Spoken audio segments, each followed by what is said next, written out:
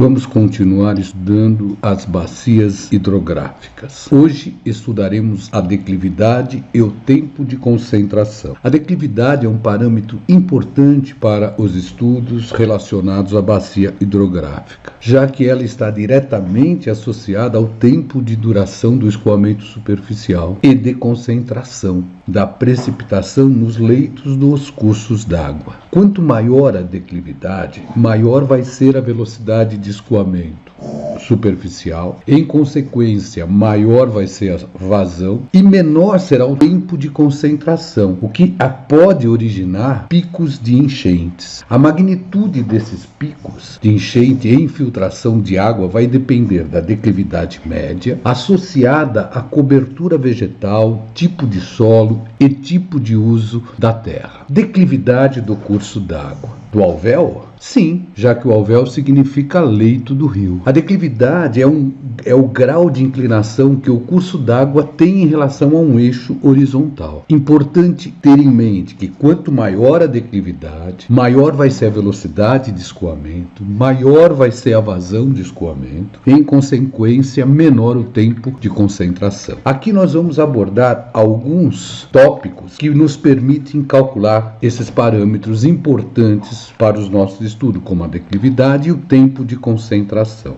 Vamos abordar agora outro método para calcular a declividade de um rio ou de uma bacia hidrográfica. Só que este método vai estar alicerçado nos extremos. Como o próprio nome está dizendo, eu vou calcular essa declividade equivalente pela diferença das cotas dos extremos, do curso considerado ou da bacia considerada, pelo comprimento do mesmo. Então nós teríamos a cota maior menos a cota menor, dividido pelo comprimento total do curso principal. Isso se eu estiver trabalhando com a declividade do curso. Em função do que eu estiver trabalhando, é o que eu vou pegar de comprimento. Esse método tem um probleminha, ele superestima a declividade média. Como eu estou superestimando essa declividade, eu poderei estar também superdimensionando a vazão e, em consequência, o meu projeto de drenagem. Então eu preciso ficar bastante atento. Ele seria importante, eventualmente, para um cálculo inicial, para se estimar a declividade que eu tenho na bacia. Vamos considerar um exemplo. Eu tenho aqui uma bacia hidrográfica, aqui está o divisor de água, alimenta para lá, alimenta para cá. O ponto mais baixo está a 20 metros, o ponto mais alto a 300 metros e o comprimento de drenagem é 7 km. De cara eu vou estimar a inclinação. Eu vou pegar a cota maior, 300, menos a cota menor, 20, dividido pelo comprimento que seria 7.000. No nosso caso daria 0,04 metro por metro. Importante observar que eu posso trabalhar com outro tipo de unidade também. Em vez de metro por metro, eu poderia trabalhar com porcentagem. Então seria 4% ou 4 centímetros por metro, ou ainda 40 metros por quilômetro. Outra possibilidade seria trabalhar com a inclinação de 10 a 85% do comprimento do trecho que eu estou estudando. Lembrando que esse comprimento sempre medido a partir da foz. Nessa situação eu vou ter que ter a carta topográfica, porque eu vou acabar muitas vezes determinando essas cotas de 10% e 85% interpolando curvas de nível. Nessa situação eu vou pegar a cota maior, que seria a 85%, menos a cota menor, a 10%, e vou dividir por 0,75 do comprimento que eu estou considerando no estudo, ou seja, 75% desse comprimento. Eu teria então a cota de 85% menos a cota de 10, dividido por 0,75 vezes o comprimento. Vamos comparar os dois métodos diretos comentados até o momento. Então nós teríamos aqui a primeira situação, trabalhando com as cotas nos extremos, e aqui trabalhando com as cotas de 10 a 85%. Bom, o segundo método que vamos apresentar seria o de compensação diária. Seria o caso de eu calcular uma declividade ponderada. Esse método é mais preciso do que o primeiro. Uma coisa que é importante e fundamental é pensar assim: quando eu vou trabalhar uma declividade equivalente, eu vou considerá-la constante. Nesse caso, eu teria que a declividade equivalente seria 2 vezes a somatória diária dividido pelo comprimento do leito do rio ao quadrado. Essa somatória diária sempre vai nos dar inicialmente a área de um triângulo, mais a somatória de áreas dos trapézios. Então significa que eu estou simplesmente dividindo o leito principal em áreas menores. Vamos considerar que eu tenho aqui os trechos de 1 a 2, eu tenho a cota inicial, a cota final e o comprimento do trecho considerado. Então vamos lá, nós temos 1 a 2, eu tenho a cota tanto de 1 quanto a cota de 2, tenho o comprimento de 1 a 2. Eu tenho 3, tenho a cota de 3 e o comprimento de 2 a 3. 4, eu tenho o comprimento de 3 a 4. 5, tenho o comprimento de 4 a 5. Aí eu simplesmente tenho a área 1, que é um triângulo, e a área 2 já vai ser um trapézio, área 3 outro trapézio, área 4 outro trapézio. É fundamental que eu observe aqui o seguinte: a área do triângulo seria base vezes a altura sobre 2. Então eu vou considerar como altura o meu comprimento do trecho. No trapézio, base maior mais base menor sobre 2 dividido pela altura, que seria o comprimento de 2 a 3, e assim por diante. Então eu vou ter que o meu L total vai ser a soma do L de 1 a 2, mais o L de 2 a 3, mais o L de 3 a 4, mais o L de 4 a 5. A área do triângulo, então, seria a minha cota final no trecho de 1 a 2, menos a cota inicial, isso para me dar a base. Por quê? Porque, na verdade, eu não saí do zero aqui. Então, esse é o motivo de eu estar fazendo a diferença. Se eu saísse do zero, já podia pegar só a cota aqui direto. Então, vezes o comprimento, que eu considero como sendo a altura do triângulo, dividido por 2. Já no caso do trapézio, eu teria cota final de 3 menos a cota inicial do 1, já que o Z1 não é zero, mais a cota final de 2 menos a cota inicial de 1 a 2, sobre 2 vezes o comprimento. Maneira análoga, nós teríamos os outros trapézios. Então eu teria a cota final no trecho de 3 a 4 menos a cota inicial de 1 a 2, que seria a base maior, mais a base menor, que seria a cota inicial do trecho de 3 a 4, menos a cota inicial de 1 a 2, sobre 2, vezes o comprimento, que corresponderia à altura. Maneira análoga, calculamos o A4. O que deve ficar claro é que a área do triângulo seria essa minha área 1. E no nosso exemplo aqui, a somatória das áreas do trapézio seria A2 mais A3 mais A4. Terceiro método: declividade equivalente pela média harmônica. O que deve ficar claro é que todas essas expressões tiveram a sua origem em ensaios em laboratório, daí resultarem em fórmulas denominadas empíricas. Esta última é a mais recomendada pelos técnicos, já que nos leva a resultados mais próximos dos observados na realidade. O que ela vai me fornecer de informação? Ela vai me dar o tempo de percurso d'água ao longo da extensão do perfil longitudinal, sendo que esse perfil longitudinal tem uma declividade constante, que é a denominada declividade equivalente. O que eu conheço? Eu vou pegar o meu talvé, parte mais profunda do meu leito principal, e vou dividir em trechos. Cada trecho eu conheço as cotas e conheço o comprimento. Então eu tenho lá, por exemplo, trecho de 1 a 2, eu conheço a cota do ponto 1, eu conheço a cota do ponto 2 e eu conheço o comprimento de 1 a 2. A diferença desse método em relação ao primeiro é que nós vamos calcular a inclinação de cada trecho. Continuamos com o comprimento total como sendo a soma dos comprimentos, então seria o comprimento total seria o comprimento de 1 a 2, mais o comprimento de 2 a 3, mais o comprimento de 3 a 4, mais o comprimento de 4 a 5. Vamos calcular a inclinação de cada trecho, então teria que calcular a inclinação aqui, aqui.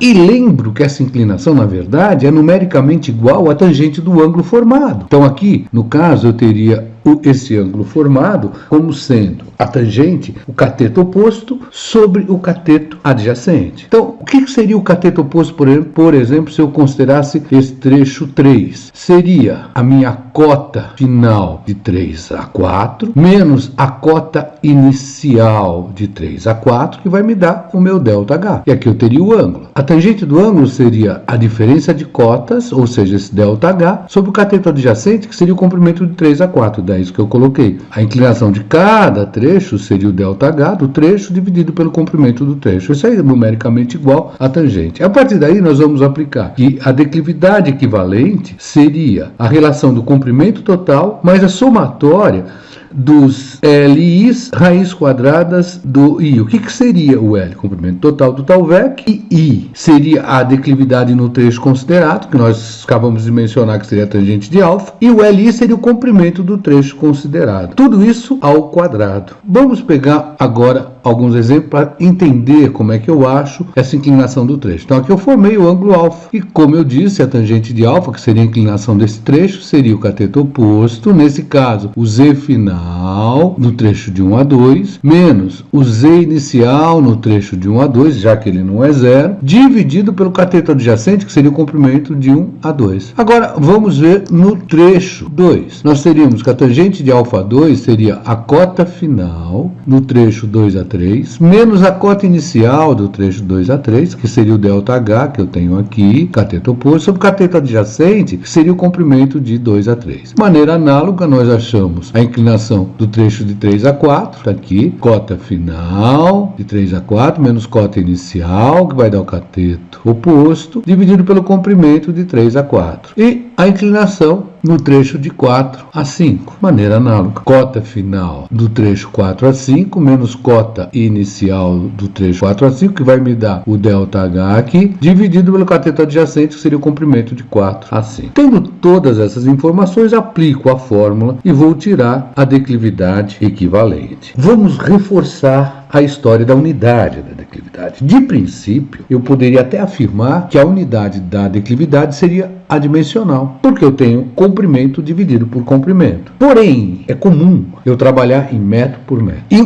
mais ainda, a minha resposta metro por metro, se eu multiplicar por 100, eu vou dar a resposta em porcentagem. A minha resposta metro por metro, se eu multiplicar por 100, eu também posso dar a resposta em centímetro por metro. A minha resposta em metro por metro, se eu multiplicar por 1000, eu vou dar a resposta em metro por quilômetro. Exemplo, se eu achei uma declividade igual a 0,0375 metro por metro, eu multipliquei por 100, achei 3,75%. Eu multipliquei por 100, achei 3,75 centímetro por metro. Eu multipliquei por 1000, 37,5 metro por quilômetro. Vamos aplicar estes conceitos e exercitar também o nosso cérebro e aumentar assim a nossa inteligência. Atividade 16. Utilizando a tabela abaixo, com as cotas e os comprimentos dos trechos de um tal VEC, calcule a declividade equivalente pelos métodos direto, da compensação de área e da média harmônica. Então, o trecho A a B, 300, cota inicial 380, cota final 400, e o comprimento desse trecho A a B, 11.350 metros. E assim eu vou até o trecho FG, onde nós temos a cota inicial 575, cota final 640, tudo isso em metros, e o comprimento entre o ponto F e o ponto G, 4.600 metros.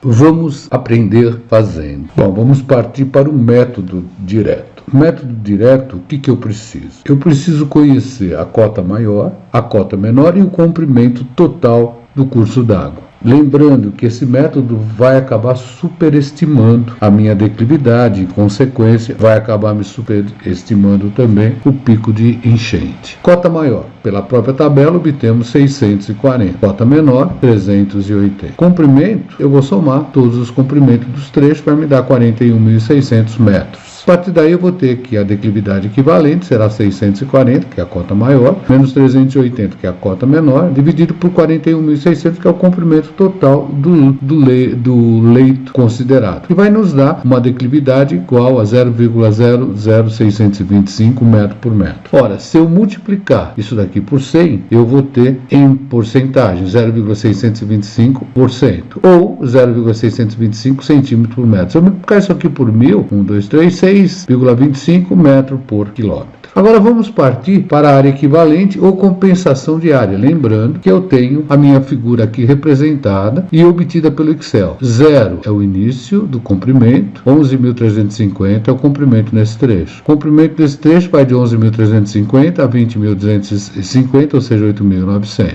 Aqui 380 é a cota, 400 é a cota, 430 é a cota. A partir daí eu tenho a área 1, área 2, 3, 4, 5 e 6. São 6 áreas. A área 1 é um triângulo. Então eu vou ter que 400 menos 380 vai me dar a base. A altura vai ser o meu comprimento, 11.350, dividido por 2. Então eu vou ter aqui os comprimentos individuais e eu estou calculando a minha área. 400 menos 380 vezes 11.350 sobre 2. Tenho a área igual a 113.500 metros quadrados. Área 2 é um trapézio. Então eu teria esse lado, que seria 435 menos 380, base maior, 400 menos 380, base menor, somo base maior com a base menor, divido por 2 e multiplico pela altura, que é 8.900. Vai me dar uma área de 333.750 metros quadrados. De maneira análoga, eu acho a 3, vamos fazer só essa mais, 470 menos 380, base maior, 435 menos 380, base menor, dividido por 2 vezes 6.200. Vai nos dar 449.500 metros quadrados. Aí, igualzinho, área 4, área 5 e área 6. A partir daí, é só somar. A área 1 é um triângulo e as outras são trapézios. Eu vou tirar, que a minha área total vai me dar 3.426.875 metros quadrados. Comprimento total, 41.600 metros. Só aplicar a fórmula, 2 vezes a somatória das áreas, dividido pelo comprimento ao quadrado. Vai nos dar uma declividade equivalente a 0,00396 metros por metro. Se eu multiplicar por 100, vai me dar 0,396%, ou 0,396 centímetros por metro. Ou se eu multiplicar por 1.396 metros por quilômetro. Se eu comparar agora esta resposta com a anterior, fica claro que a anterior está superestimada. Vamos partir agora para a média harmônica, que é aquela que é a mais precisa. Para isso, eu tenho a minha figura também e vou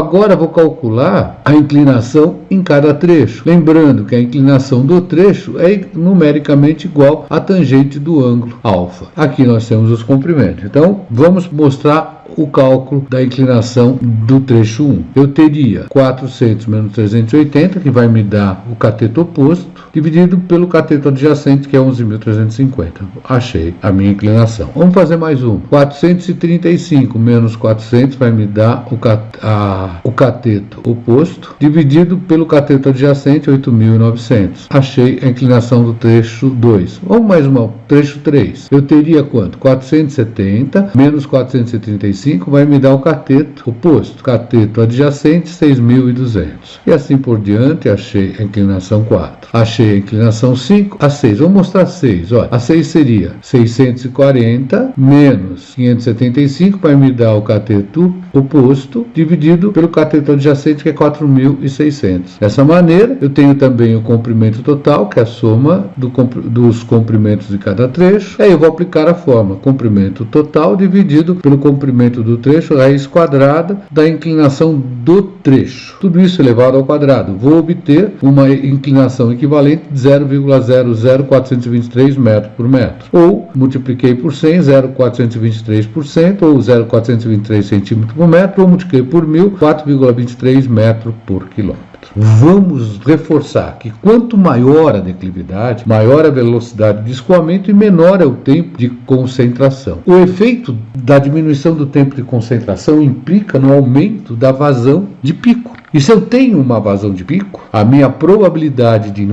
inundação é maior e eu poderei também ter problema de erosão. O que deve ficar claro é que eu tenho que calcular essa declividade o mais certo possível, para que eu não superdimensione o projeto e aí eu tenho um gasto desnecessário, ou subdimensiono o projeto de drenagem, que vai me tornar um projeto ineficiente. Tempo de concentração, seja na bacia, seja no talvec do leito principal. O tempo de concentração é o tempo que demora para que toda a rede contribua com o escoamento superficial no ponto que estamos estudando. Geralmente esse ponto é o eixo tórico. O tempo de concentração normalmente é representado por T índice C. Existe outra definição para ele? Sim, o tempo de concentração é o tempo que uma gota que cai no ponto mais distante leva para chegar até o exutório. O que tem que ficar bastante claro para a gente é que quando o nosso tempo de concentração é grande, não temos problema nem de enchentes, nem de inundações. Portanto, eu devo pensar em projetos que viabilizem esse tempo de concentração grande. Mas quais são os fatores que influenciam no tempo de concentração? Alguns deles: ponto de precipitação, a forma da bacia, a declividade, a cobertura vegetal e a ação humana, ou seja, a ação antrópica, onde estamos estudando esse tempo de concentração. Fatores que influenciam o tempo de concentração em uma bacia hidrográfica ou em um leito principal de uma bacia hidrográfica, onde partimos da nascente, temos o afluente, cachoeira, curso, confluência e a foz. Ponto de precipitação. Se ele for mais perto, o tempo de concentração é menor. Então, observem aqui, eu tenho um tempo de 2 minutos. Se ele for mais longe, aquele praticamente ocorreu na nascente, eu vou ter um tempo de 15 minutos. Forma da bacia. Se ela for alongada, o meu tempo de concentração é maior. Se ela for circular, o meu tempo de concentração será menor. Declividade. Quanto maior a declividade, menor o tempo de concentração. Quanto menor a declividade, maior será o tempo de concentração. Cobertura vegetal. Ora, se ela existe, o meu tempo de concentração será maior. Se ela não existe, eu tenho até um assoreamento que vai fazer com que o leito do rio fique menos profundo, eu vou ter um tempo de concentração bem menor. Antrópica, que seriam as atividades humanas na bacia. Impermeabilização. Eu praticamente não tenho infiltração, eu tenho um grande aumento do escoamento superficial e, é claro, o meu tempo de concentração vai ficar menor. Canalizações. O meu tempo de concentração também fica menor. Se eu crio reservatórios de contenção, eu aumento o meu tempo de concentração. Se eu pratico agricultura em nível, eu também aumento o meu tempo de concentração. Estes são alguns dos fatores que influenciam no tempo de concentração, ou seja, no pico de enchente que pode ocorrer em uma bacia hidrográfica, local onde vivemos. Fórmulas empíricas para a determinação do tempo de concentração. É importante ter em mente que diversos estudos foram realizados na busca de fórmulas matemáticas empíricas que nos permitissem determinar esse tempo de concentração. Por que empíricas? Porque eram alicerçadas em ensaios práticos. Daí o nome de fórmulas empíricas. Vamos estudar algumas delas. Primeira, Pekin. Essa fórmula diz que o tempo de concentração é igual a 5,3 vezes, abra parênteses, comprimento do Thalweg ao quadrado, dividido pela declividade equivalente. Tudo isso elevado a 1/3. Agora, é importante observar que existem dimensões para a utilização desta fórmula. O meu tempo de concentração vai sair em minutos. A minha distância do Thalweg, que é uma distância horizontal média, tem que ser utilizada em quilômetros. E a declividade média da linha de fundo, ou seja, do Thalweg, é metro por metro. Se eu alterar uma destas unidades, esse fator 5,3 já não vale mais. É fundamental que eu tenha isso em mente. Outra que é bastante usada, que inclusive nós vamos a utilizar com mais frequência, é a de Kirchhoff. Essa nós vamos ter que o tempo de concentração é 57 vezes, abra parênteses, comprimento do Thalweg na horizontal ao quadrado, dividido pela declividade equivalente. Tudo isso elevado a 0,385. E novamente, tenho que respeitar as unidades, pois se eu não o fizer, tenho que mudar esse número 57. O meu comprimento do curso tem que ser usado nesta fórmula em quilômetro. A minha declividade equivalente tem que ser em metro por quilômetro. E aí o meu tempo de concentração vai sair em minutos. Existem outras fórmulas para representar a expressão empírica de Kirchhoff. Só que em outras unidades. Seria interessante consultar referências bibliográficas complementares. Método climático. Esse método climático, na verdade, ele é mais utilizado para a determinação da velocidade média do escoamento. Mas a sua expressão diz o seguinte, que o tempo de concentração é igual ao comprimento do curso em metro, dividido pela velocidade média do escoamento em metro por segundo. Nesta situação, o meu tempo de concentração vai sair em segundos. Vamos aplicar tudo isso em uma atividade. Vamos considerá-la como atividade 17. Considerando a atividade anterior, que foi a atividade 16, e a forma de Kirchhoff, calcule o tempo de concentração para as duas declividades e calcule a velocidade média no leito principal para ambas situações. Mas por que duas declividades se nós achamos três? Lembre que aquela do método direto, ela era superestimada, então eu não vou utilizar. Eu vou utilizar a da compensação diária e a da média harmônica. Lá, nós tínhamos como dado o L total, 41.600 metros. A declividade equivalente pela compensação diária, 0,00396 metro por metro. A da média harmônica era 0,00423 metro por metro. Ora, vamos usar TC igual a 57 vezes o comprimento ao quadrado sobre declividade equivalente, tudo isso elevado a 0,387. Lembrando que este comprimento necessariamente tem que estar em quilômetros, a nossa declividade tem que estar em metro por quilômetro e o meu tempo vai sair em minutos. Então eu vou ficar para a primeira situação, com 57 vezes, dividir por 1000 para passar para quilômetro, 41,6 ao quadrado, e multipliquei por 1000 para passar para metro por quilômetro. Então eu tenho, nessa situação, um tempo de concentração aproximadamente de 592 minutos. Nessa situação, a minha velocidade média seria 41.600. Pego agora sim esse tempo e vou considerar em segundos. E vou ter uma velocidade média de escoamento superficial igual a 1,17 metros por segundo. Agora, na segunda situação, onde eu obtive 0,00423. Novamente, eu vou multiplicar isso aqui por 1000 para considerar em metro por quilômetro. Vou dividir esse valor por 1000 para considerar em quilômetro. E aí eu vou ter 577 minutos, que vai nos dar uma velocidade média. Novamente, olha, o comprimento agora aqui em metro e o tempo em segundo. Uma velocidade média de 1,2 metros por segundo. Qualquer dúvida, entre em contato. Os exercícios são importantes, mas não podemos esquecer de exercitar o cérebro também. Isso, assim eu fico mais inteligente. Atividade 18. Achar a declividade pelo método da compensação de áreas, pelo método da média harmônica e os tempos de concentração por Kirchhoff e as velocidades médias de escoamento. Dados: trecho de 1 a 2, cota inicial 700 metros, cota final 705, comprimento de 300 metros. Trecho de 2 a 3, cota inicial 705 metros, cota final 715, comprimento 400 metros. Trecho de 3 a 4, cota inicial 715 metros, cota final 735 metros, comprimento 400 metros. Trecho de 4 a 5, cota inicial de 735 metros, cota final 780 metros, comprimento